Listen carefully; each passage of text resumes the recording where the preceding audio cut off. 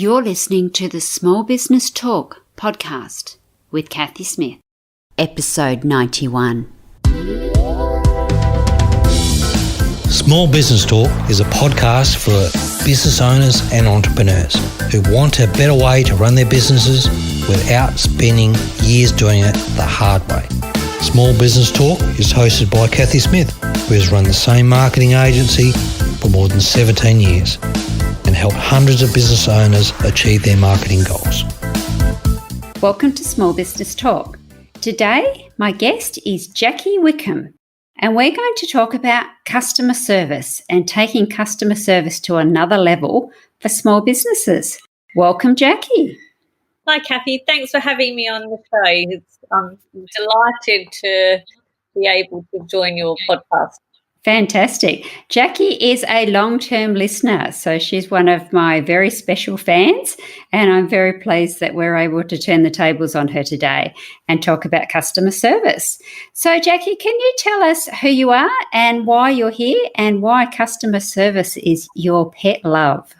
Okay, so my business is Margaret River to You. I put together gift boxes, and so what I do is I source the best of Margaret River in the areas of food, wine and natural skincare, and then I put them together in a beautifully presented hamper. The hamper's delivered to the doors. So I offer a service, personal or business, that I can put together hamper boxes to show appreciation, birthdays, Christmas, whatever the reason. I have been doing this now for 3 years. I started the business, we built a house in Margaret River. And through the couple of years of building the house, I had a number of people, friends mainly, asking me to pick them up different items from the region. And after a while, I got to know the suppliers, the producers, and got to love the products myself. And then after a couple of years, I thought, this is something I would really like to do on a full-time level as my own business. So we combined the holiday rental of our house and the hamper business together. So our focus is on Margaret River, small business, local business, and bringing people the best of the Southwest.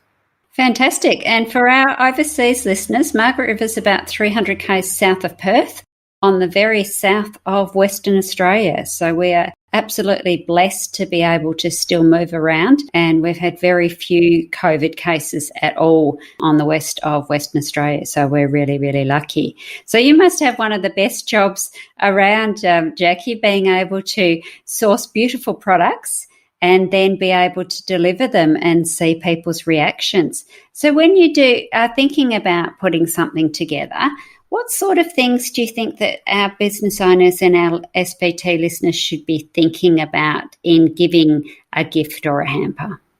Okay, so there's probably two different types of gifting. One is client gifting and the other is on a personal level. I think for the client gifting, I always sort of advise my clients to go on food, not always wine, because wine is getting a little bit more tricky, but definitely food and, depending on the budget, some skincare items, because it's always all round well received. Everybody loves food. I would recommend like chocolate and nuts, gourmet crackers, relish, something to please a sort of cheese board type of arrangement, but also some items that you're able to open there and then, to have a sample. I always sort of recommend a bit of a mix. But yes, I work on budget, so it does depend on people's budget. I allow people to custom build their box, and I also allow people to brand their own box. So majority of people will know their own customers better than I will. And to get the gift out there and really be able to show their care for people, it's nice to sort of customize it to the person's, what their loves and likes are. Perfect, because obviously we want to make sure that gift is appreciated. If we know that they're a non-wine drinker, then obviously not giving them wine, and if they have a nut allergy and all of those sort of things. So if you've got, say, an instance where you may have a customer that you don't know very well for a certain reason, might be just brand new, or you might have taken over looking after that customer from somebody else. So you think just like chocolates and skincare, that sort of thing works well for the ladies. But what would you think for a gentleman customer? Well, I think for the gentleman, unless requested wine, beer, or some sort of drink, it is sort of common with the males, or the requests are common, I should say. But I think food, a variety of food, majority of people feel very spoiled when they receive, like a selection of gourmet food, or most of the time would be chocolate, and crackers always go well with whether it's cheese or whatever it is, relish, jellies, they always go well, good sort of pairing with whatever you're eating. So it doesn't necessarily have to be cheese, but whatever it is you have in mind. And I also always, for the males, I think a lot of males they're foodie people. So to always try to have like instant sort of food that they can eat on opening the box as well. Yes, that's always good, because if you take it home, there may not be anything left. And if it's a gift specifically for you, sometimes it's nice to have a nibble before you have to go and share. Yeah. A lot of people, though, do seem to have an idea of what a particular client will like. They'll sort of lead me in the direction of what they think would be best suited, particularly like real estate, because you're on a journey as a real estate agent with your buyer, or even selling actually. It's not just like you meet and on that day you make a decision. You could be with them for weeks. You sort of form a real bond, a real relationship. It's probably pretty important actually to get that right, like to add a couple of bits that they will love, and that has shown that you have gone that extra little bit to show your customer care, that you are listening, that you are communicating. Yes, I guess that's exactly that. It would be a major customer service FIPA and probably backfire from what you're trying to do. If you did ask for, in your instance, a hamper that was full of things that the customer didn't actually want, eat, or could have. So yes, picking up those few little bits and pieces of what the customer is likely to want. And I guess that goes for all customer service, doesn't it? We really do need to listen and be able to openly communicate with our customers to make sure that we are servicing their needs. Yeah, definitely. And I think listening is key. But for me as well, customer service isn't just the person that's placing the order. Because I'm delivering it, it's also the person that's receiving it. My orders may be local. I may be delivering local, but I also will post as well. So I use the delivery service. For me, it's really important to know that hamper arrived where it should have arrived, and it's in one piece and it's exactly as I had packed it. Always cool when the hamper has been sent, dispatched by a postal service, just to ensure that it's all in good condition as it was when it was sent. And actually it's been really rewarding, because people they're really thrilled that you called, that you cared. And I'll also let the people know that ordered the hamper as well. And local too, actually, I would do that. But yeah, my customer service is both ends. So it's from the person that's ordering and the person that's on the receiving end. So you actually have two customers. So that's a bit different to a lot of people. Yeah. Yeah, so that's great. And I guess that's something that we need to be aware of too. It's a case of making sure that what you have ordered was delivered, and delivered in the way that you anticipated. We all know of horror stories of people spending a lot of money on flowers, for instance, and then them turning up and being left in the sun all day. So by the time somebody got home, they weren't in the condition that they were intended. So without giving too much away, have you got any little funny stories or anecdotes that you might be able to tell us about things that went well or maybe went not so well? Oh, well, touch wood now. I've had probably majority go well. Recently, I had one that went a little bit pear-shaped. The person that I was delivering to weren't where the hamper was going to be delivered to. They weren't there. I said to him, okay, well, you've given me another address then, and I'm happy to deliver it to there, because for me, it's more important that the customer gets it and the joy of it. I don't want it stuck in a corner by the bin, or there's not much joy out of receiving a hamper like that. So I delivered it to his apartment, which was gated, key code gated. I, went through the key, like the gate, and he gave me the number. So I looked around, and obviously I'm unfamiliar with the complex. So when I found the number, I put it out the front. I did try to move it to the side, but it was all mulched. So I didn't really want it to get all ruined in the mulch. So I left it, but I will take a lot of photos just to show, where I've been, particularly if that person isn't going to be at home. So then I left and I confirmed with the purchaser, that my customer, that I had delivered and sent a couple of photos. But silly me, I put the wrong name. When my customer returned, she said, "Did you deliver it to that person?" I was like, "Yes, I did." Not, and she sort of had a smiley face and said, "Not Andrew." And I was like, "No." And then I was suddenly, "Oh my gosh, have I delivered it to Andrew? What's going on?" So I pulled over and went through, I rang him again, and it was this other chap answered. I was like, it's definitely the right number. So, and then I was like, I'll have to drive back now. What have I done? But then my customer was having a good laugh at my expense, actually. So she knew I had already delivered it, but I'd put another name. I had changed the name to Andrew just because that was my customer. But nothing went wrong with the order. It was just the stress of me thinking, oh my gosh, what have I done? And then that evening, I sent the chap that was on the receiving end another message to say, I hope you enjoyed your hamper, and, it was all to your liking. And he says, it's not there. And I was like, oh my gosh, now someone's taken the hamper. I can't cope with this. So I got back to him, and he said, I sent him photos of where I had delivered it, and he was like, oh, I found it now. You delivered it outside my storeroom. It was also oh dear. It was a little bit like, oh my gosh, this order. And you know what? Touch wood, normally it's always straightforward, and never anything goes wrong. But with this one particular order, I don't know what was,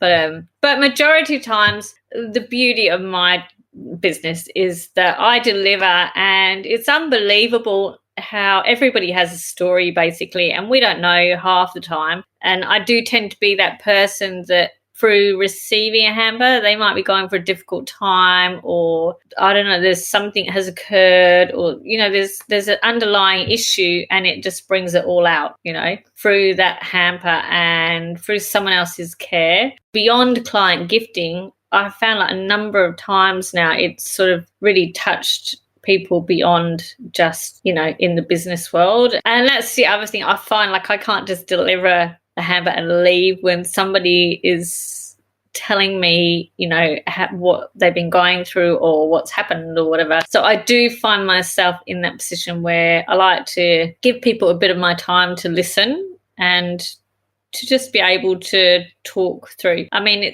I don't know. I feel really blessed to be able to do that, actually. So my business is a little bit, it's not just hampers, I suppose. It's beyond that. It's that human contact, that human kindness just goes beyond just a gift box. So the main takeaway there is definitely that communication and having time to listen, because I think that's what happens sometimes too. People get a bit too busy and caught up, and they forget that sometimes that you may be the only person that they've spoken to all day, or unfortunately sometimes for several days. So customer service can be just literally giving them the time of day.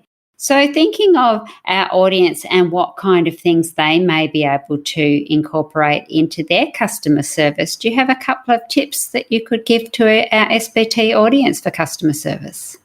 I think everybody's different, so it's definitely not one size fits all. When you talk to people, well, you're listening and you're communicating, and it's got to be about what they want, not what you want. It's quite easy to have an idea in your head, and then you meet a customer and it's not what they want, but you believe yourself it would be better if they did the other that you had in mind. You can't do that. You have to be able to sit back and listen, and you can offer a bit of advice, but at the end of the day, it's their decision. And I believe every customer that I take on with a business, I am their business. Like, I am an extension of their business. So whoever it may be, whether it be a real estate agent, finance help, whoever it is, on that day that I deliver, I want to send their message clearly and precisely. So you have to remember, it's not about you. It's about the service you're offering. And I think sometimes you can get a little bit emotionally involved in it. You know, when I deliver my hamper boxes, yes, I'm Jackie from Margaret River to you, but the foremost reason I am there is for somebody else. And I've got to make sure that that is put across clearly and the message is there. So, yeah, I would definitely say you've got to listen. You've got to put whatever your thoughts are to one side and make sure that you're doing your best for the person that has requested your service. Yes, most definitely. And sometimes it is just a case of making sure that communication is clear. My very first client when I started my business, I got her because she just wanted to be able to have a chat and to explain what she wanted. She didn't want the cookie cutter template job that everybody else was offering at the time. And even though I'd heard this lady was very difficult to deal with, and why would I even want to go and see her, let alone pick her up as a client, that just wasn't the case. It was just that their style, being that cookie cutter, quickly go in and quickly go out, just didn't suit her. And 19 and a half years later, she's still a client today. Yeah. So it's just a case of matching style to your customer. Mirroring matching was, of course, very popular a little while ago, but in some regards, it's still true, because if they're a very quick, want to just get the product and walk on, then you need to be the same. But if they want you to have a chat and spend some time, you need to be able to do that too. You've got to gauge it. You can't just feel like you know best and today is not the right day. You're not in the mood. You've got to put all your feelings out the window. It doesn't matter how you're feeling on the day. It's not about you, it's about your customer. Absolutely. And sometimes that can actually drag you out of a bad day too. If your day has been bad and suddenly you deliver a beautiful hamper to an absolutely fabulous person who's bubbly and happy, sometimes that can rub off on yourself. I think you just got to give that bit extra. It's not because you have to give that bit extra. I want to give that bit extra, but you have to love what you do and not just be like, I don't know, settle for second best. You've got to offer your best, the best of your business all the time. And I think that's so true, because now, of course, being a global world that we are, people have so many other options. If you don't give your 110% every time you do a job, then those people can then look somewhere else and find a different supplier and solution. And I know, Jackie, that you have lots of repeat customers. So giving that 110% makes it an easy decision for them to continue to use you.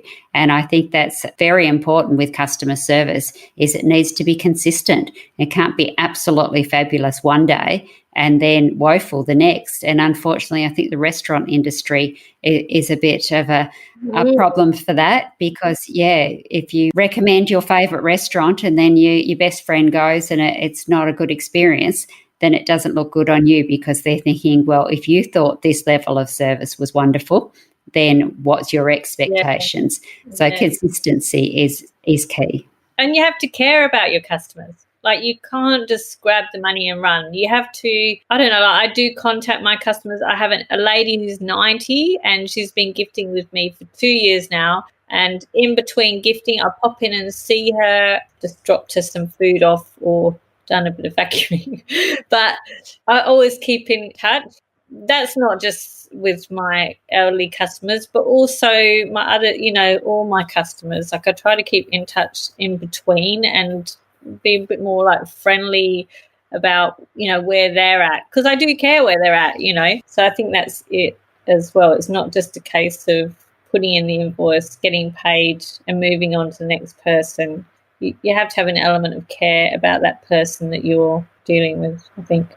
It also becomes top of mind, doesn't it? Because if you're dropping in and seeing them and being a friendly phrase, and then over the time you possibly do become friends as well, then it's more likely that they definitely will keep using you and using your service, because there just is nobody else in their eyes. Yes, it's a caring factor, but it's also a very good customer service top of mind thing to be doing. Yeah, people like to get to know you, to trust you. You become that person. It's not just the product or the service, but you are that person that they want to know more about and get to know. So I think it's quite important to be approachable, to allow yourself to be in that situation. Yes, and I think that becomes the difference, because one thing that the pandemic has taught us is that we're all going back to community. So we got to a point where we didn't want to talk to people and we didn't want to deal with anybody, and then that the world did a little bit of a reset and told us that possibly wasn't the best way to live. And now we're thinking about going back to community, so that trust and being able to talk to people has become very important again. And I think also people want to buy local. They don't want to buy a product that they don't know where it comes from, who made it. They're not interested anymore in buying what looks beautiful. They want to know more about it. They want to know the story. They want to know who made it, how it was made. It's really changed, I believe, consumer buying. Like, people are no longer just picking things up for the sake of it. And I know it because people are saying it to me all the time, And I really feel here, because it's actually cost more to invest in local business than it does to buy overseas, that people should be acknowledged as well for that. Like you have certified organic, that some sort of certification, so people know that you are being loyal to your community. So I think people have changed. Definitely since COVID, they have changed.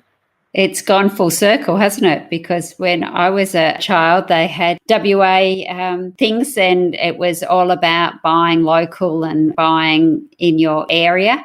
And then it all became a price thing, and just that the cheaper the better, which seems extraordinary that even with all the miles and everything, it still can be much cheaper to buy things from other areas. But yeah, I'm seeing the same. It's definitely flipping around to a definite buy local. And I know in our local area that a lot of the councils are now getting on buy local schemes and trying to help out the local businesses. And no doubt that will be happening across the world and other places now that more people are able to move around. So I think definitely investing in your local area, because that's where the money comes back to your schools and your children and your local community and all the things that local businesses pay for. So employment and all of that. So I think that's a very important point. When I put together a hamper, by buying one of my hampers, you could be supporting up to 9 different local businesses. Yeah, and that's absolutely wonderful, isn't it? Because then that gives them the opportunity to support their local businesses as well. Fantastic. Okay, so we've talked about listening, we've talked about being consistent, and we've talked about definitely buying local and being adaptable and making sure that you are tailoring it to your specific customer and not just a cookie cutter. Is there any final things that you think we should be thinking about when we're going to take our customer service to the next level? I think there are occasions when your customer will ask you something that is a bit above and beyond what you would normally do. But I think, now I've had this a few times during COVID, that's the reason I'm saying it, where people have asked me to do things where I've gone, oh my gosh, I don't really have the time, and I don't know if I can really even charge that much for it, but I want to because I know that it's going to touch someone's heart. So I think you need to be a bit open-minded, and sometimes requests will come and you'll go, I don't offer that. It's just not what I do. To just stop and think about it and think, is it within my realm to do it? Is there a possibility that I could do it? Because I think if you can, it's certainly, people are just in awe when you can deliver what they thought was completely impossible. There is a real sort of, I don't know, through the things that I have done, I don't know where it will take me, but it made me feel great. And I know the people that were on the receiving end felt totally blessed. So I think not just about making money. I think you'll love your business more if you do things to love the people around you. I think the universe will always reward you for those kind of acts of kindness too. It may not be the person you've actually delivered it to or the person that's ordered it, but it will certainly come back in spades. So just giving that extra little bit of care, particularly in those sort of situations when people are in that really big need. Yeah, read the situation. Sometimes it might just take a little bit more to get it to make a difference. If it is just a little bit more, then go for it. It's worth it. Well, if you can give us an example without dobbing people in there, then go for it. One was on Easter Saturday morning. I had a phone call from Wollongong. Yeah, it was a service lady, and she asked if I could put together a hamper for her partner who's also in these services. He was 2 weeks in isolation, but he couldn't leave his room, and it was like real last minute, but I put together the hamper. But she said there were certain things that he just didn't have, like, your everyday items. So I said, it's okay, I'll go to the shop. So I actually ended up making 2 hampers. One was like a gourmet hamper, and then the other one was just like with shop bought items, you name it. Like I had porridge, a number of things that you just would buy on a regular basis, but he couldn't get any of them. And I put together both, and we managed to get it to him. And she was just so overjoyed, like she could not believe that I went to that trouble to do that for her. But for me, I thought, I can't believe the trouble that you go to as in the armed forces for us, and it's good to be able to give a bit back. Yeah, it was a really lovely story. That's a great example. Yeah, I have like 3 like that. People were to get married in Bali, they couldn't, and then on their wedding day, they went down south. So I had phone calls, is there any chance to get a hamper to Dunsandra? I'm like, oh my gosh, it's Thursday, our delivery's already gone out for down south. And he's like, well, I've asked everywhere down south and nobody can do it. And I was like, oh, okay. I said, leave it with me. And I said, is there any special item that could really make this hamper for them to, make it special and memorable? So he told me special wine. So I sourced the wine, I put the bottle together, and I filled it with rose petals, and it really, extra special, and actually drove there. And he said, that is so next level, and it was just the couple that I delivered to, they were just overwhelmed. They just said, oh my gosh, you just made our weekend. And it was really, really lovely. That's fantastic. And sometimes it's just those little things that make such a difference. Okay, so if anybody local or anybody looking to have a hamper delivered in Western Australia or with West Australian local produce, how can they get in touch with you, Jackie? Okay, so I do have a website, Margaret River to You. I'm on social media, Facebook and Instagram. If they go to my website, all my information is there. And if they want to talk to me personally, my contact number is at the top of the screen as soon as you go on there. Happy to talk, happy to, if it's something particular, a little bit different, or you want to customize it in a certain way, then please feel free, give me a call. I'm here for you. Wonderful. And we'll put all of those details in the show notes.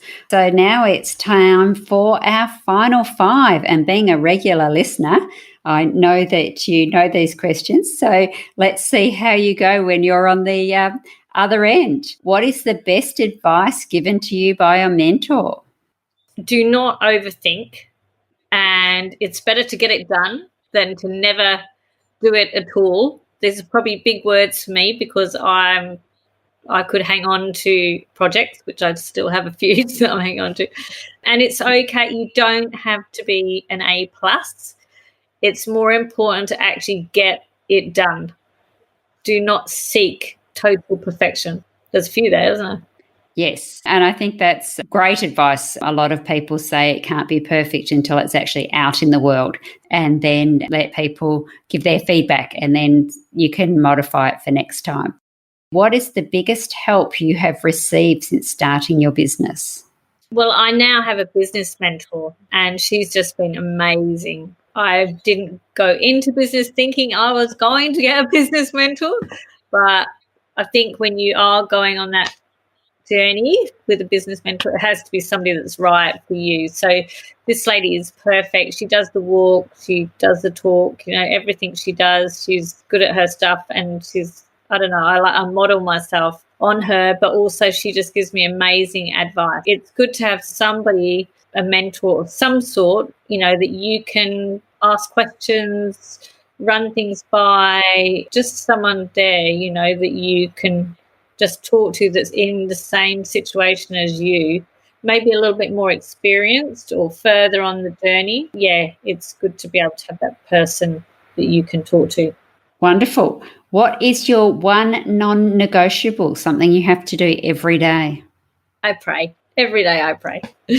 Excellent. What is your favourite business book and why? I think I like this book, Christina Carlson and Want to Start a Business. She built her business Kiki K, the stationery shop. I don't know if you know which one I mean. But Yes, I do.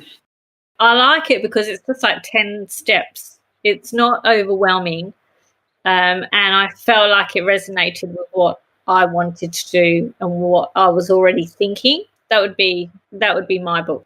It's easy reading, and you can go, yep, I've done that, yep, or I need to work on that. But it's very simple. It's almost like just 10 instructions. But yeah, no, it's step by step. Yeah, a framework, a step-by-step plan is always a great thing. And the lucky last one is, what do you wish you had known when you first started out? Oh, an awful lot. When I started business, I just thought I needed a product, I needed a service, and bang, away I go. I had a lot to learn. I think joining a business group has really, really helped. The problem was, in the beginning it was great being on my own, but then after a while I felt quite isolated because I didn't have anybody to sort of bounce off.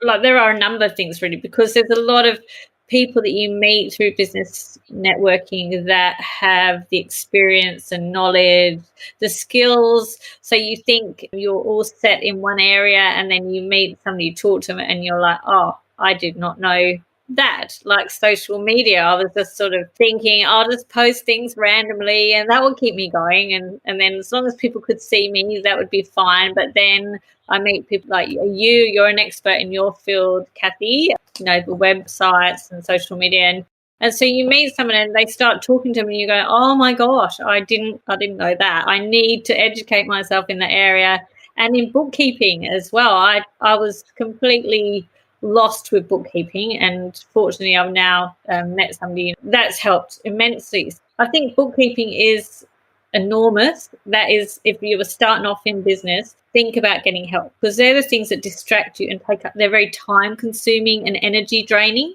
So yeah, I think going back now, I would have started a program from the very beginning or reached out to somebody in that field. I would say that. Yeah, I love that. The first thing I outsourced was my bookkeeping because it was taking me way too long.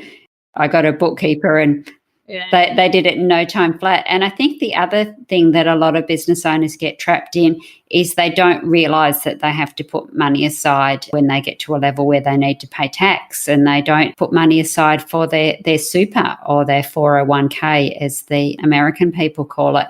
You have this wonderful business, and 20 years down the track, you realise that you're no longer able to retire because you've got no retirement money. So some of those little fundamentals to build on with your bookkeeping can be huge. And I would also say invest in your business. You have to invest in it. You can't just start a business and go, right, this is what I'm going to do, I'm going to make money. You have to put yourself on training workshops, get yourself out there. Like, you need to gain more and more knowledge. The business changes all the time. Like technology, technology is forever changing. You have to, as to the best of your ability, keep up with it. And in order to do so, you have to invest. You have to invest money into it. And I still, 3 years on, I never look at, oh my gosh, I'm going to have the biggest bank account. I'm like, what can I do next to improve my ability in the business world?